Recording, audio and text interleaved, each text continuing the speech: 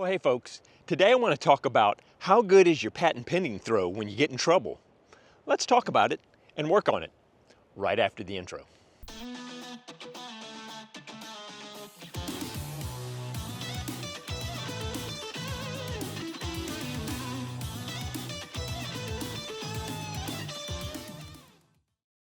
Okay, so now you're gonna have to bear with me. We're gonna pretend that this tree, there's no way I can throw over on the right side here. You with me? But we need to get to that basket, but my disc has landed over on this side of the tree. So I've only got one real option. Either I could try to throw a forehand left-handed, but that's a terrible idea. So my other option is to try to stretch out as much as I can, but even from this section right here, I'm really right up against this tree. So my only option to scramble would be to do a patent pending. And that's what we call it. There's a reason why. But so my lead foot behind the disc spot is my back foot. And I'm reaching out here, but I'm turning my back to the basket. But this is allowing me to get my arm out here. So instead of here, I'm out here. And we've all been in those situations where we need to make that shot. And the question is, how much do you practice this? How much do you work on this? Because what inevitably happens to me oftentimes, especially I'm fixated on this tree. Remember, I've talked about, if you haven't looked at my video about target fixation, we start focusing on this guy right here, even though we're going for that basket down there. And oftentimes I find myself going to throw this shot and I end up pulling it even harder back over this way because my brain is fixated on this guy right here. So you can do this anywhere you want. You just get a setup like this, bring out, I've got a stack of 10 torpedoes and I may pull out the creatures. You know, remix is great. I buy a batch of 12 for like 99 bucks, but I love to have a mid-range that I can work on these shots. So I've got 10 of them. And so all I'm gonna do is sit here and just start to work on getting the feel for it and work on the body. Let's talk about that just a minute. One of the things you're gonna wanna do is, first of all, you don't wanna get so far out unless you have to, that everything feels really awkward. So hopefully you can get a wide stance, but not super wide stance.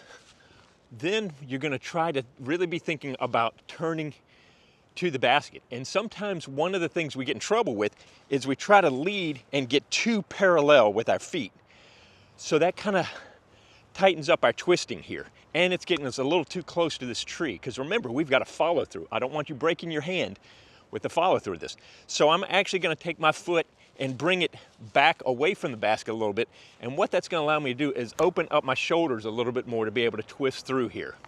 And I'm also not gonna hit this tree.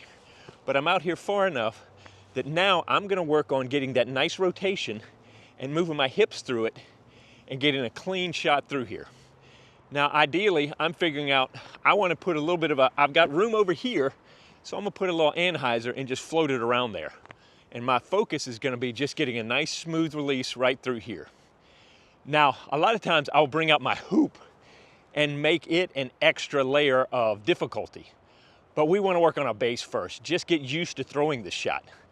And these kind of practices only take a few minutes to do. Grab your disc, throw it a few times every once in a while, and it kind of hones your skills and keeps them sharp. So now I'm just gonna simply set up here. The basket is about 150 feet away.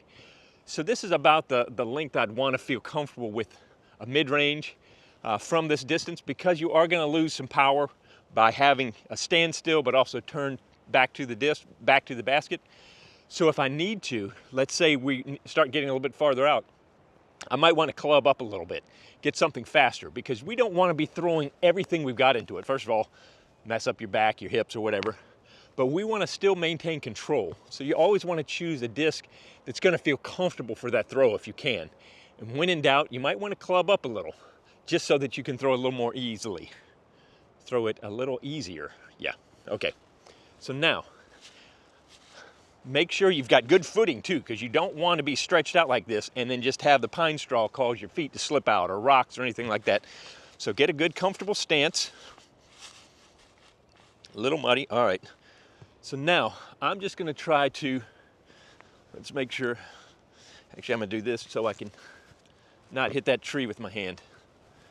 So now if I make sure that I've set up correctly, I know as long as I don't fall into the tree, I'm not gonna be able to hit it. All right.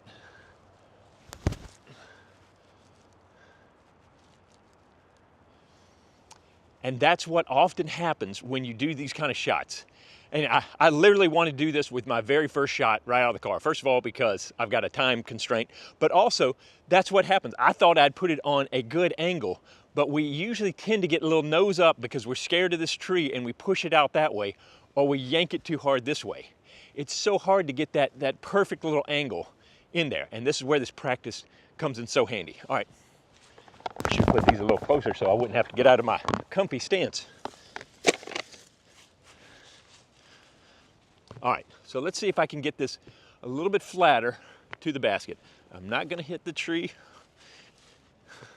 I'm not gonna hit the tree.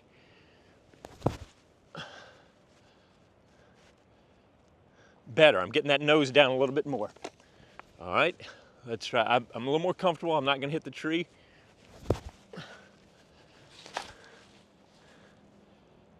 Yep. You see how just doing this a few times, I'm already starting to kind of get the feel for it. All right. Not gonna hit the tree. You notice also too, even though I know I'm not gonna hit the tree, I am abbreviating my swing through just because I've seen people really mess up their hands by following through. So part of my body is going, all right, I'm decelerating through, which can often be the kiss of death. But if I know I'm doing that, if I'm taking that in consideration, I'm gonna make sure to snap through and then try to decelerate just to not hit the tree. I think that makes sense. All right, right here. I think I've crept back a little. There we go.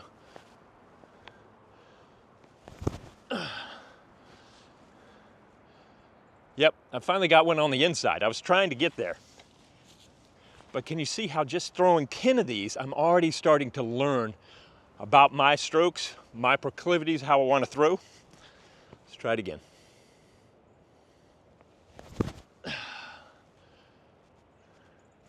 Yep, push that one out a little bit more. I watched a tournament where Clay Edwards, somebody was talking about he loved to do a little bounce to kind of get the hips engaged with it. So I'm going to try to do that. Let's see, I want to go. All right, I can't hit. Can't hit. All right.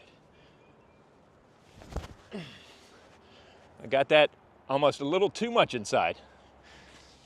All right, I'm going to stop talking and throw these last three just.